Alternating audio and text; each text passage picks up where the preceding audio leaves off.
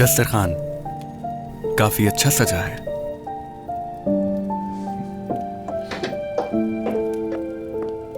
हम रोशन का इंतजार कर रहे हैं। ठीक है। उमर नहीं आएगा क्या? नहीं, वो तुर्कान के पास गया है। उम्मीद है उनके दरमियान सब ठीक हो जाए।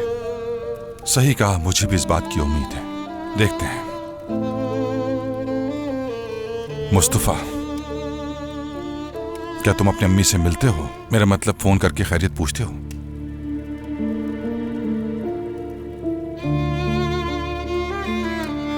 देखो बेटा, जो भी तुम्हारे और तुम्हारी अम्मी के दरमियान हुआ, उनसे कभी मुंह मत मोड़ना,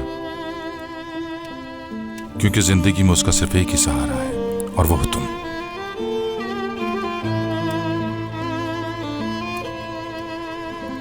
क्या कोई इंसान कभी अपनी मां से मुंह मोड़ सकता है?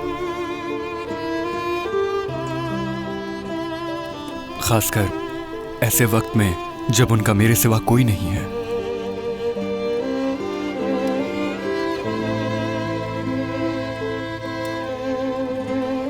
कभी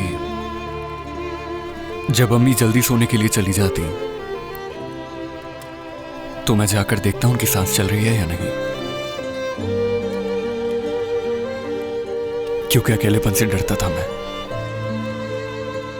मुस्तफा, कोई ऐसी बात तो नहीं जो मुझे नहीं मालूम? हाँ, अगर है तो मुझे। नहीं, मगर वो कहते हैं ना, इंसान जब अफसुर्दा होता है तो वो ढल जाता है।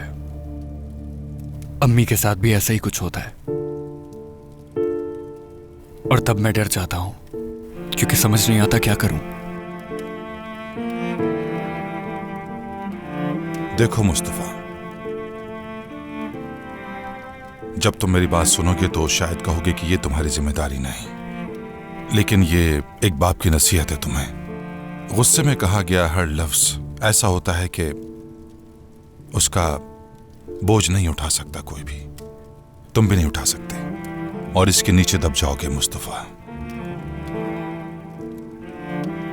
इसलिए जब भी तुम पर गुस्सा हावी होने लगे तो ये देख लेना तुम्हारे सामने कौन खड़ा है, क्योंकि चाहे जो भी हालात हो, वालिदैन अपने बच्चों की बातें बर्दाश्त कर लेते हैं और उनकी गलतियों को बर्दाश्त कर लेते हैं, लेकिन बाद में जिंदगी में जब वो अल्फाज याद आते हैं तो उन बातों का बोझ वालिदैन पर नहीं बल्कि औलाद पर होता है।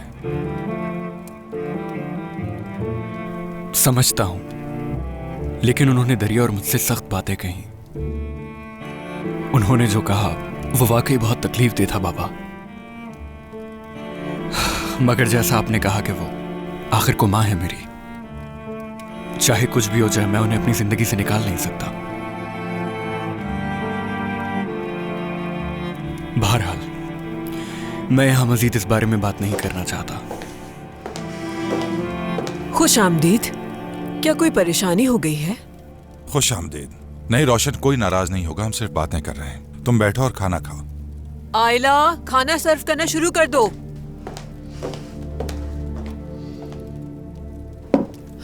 उमर ने कहा है कि वो रात खाने पर नहीं आएगा।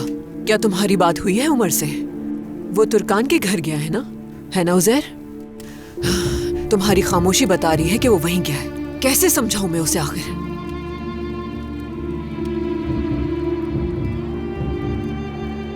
मुस्तफा तो पहले ही इन चीजों के बारे में जानता है ना। तुर्कान और उमर के ताल्लुकात के बारे में अब कोई राज थोड़ी रहा है। अब सब कुछ तो वाज़ेह हो चुका है। हाँ मुस्तफा, वैसे तुम क्यों नहीं बात करते हैं तुर्कान से?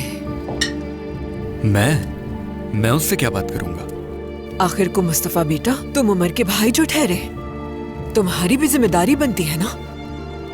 जानते हो ना तुर्कान माँ बनने वाली है, और तुम भी उमर के छोटे भाई की हैसियत से चचा बन जाओगे। मेरा मतलब तुर्कान तुम्हारी बात जरूर सुनेगी। आखिर तुम्हारी उससे बातचीत भी रही है। जी बिल्कुल, मगर मैं मुदाखलत नहीं करूंगा। ये उन मियाँ बीवी का मामला है और इसमें मेरा दखल देना ठीक नहीं रहेगा। वैसे भी मुझे नहीं लगता कि उमर को ये पसंद आएगा, बिल्कुल भी। ठीक है, जैसे तुम्हारी मर्जी। लेकिन मुझे लगता है कि इस बात से उमर को खुशी होगी कि तुम मामलात को बेहतर करने की कोशिश कर रहे हो। खैर कोई बात नहीं, खाना शुरू करते हैं। हाँ, तुम सही कह रही हो।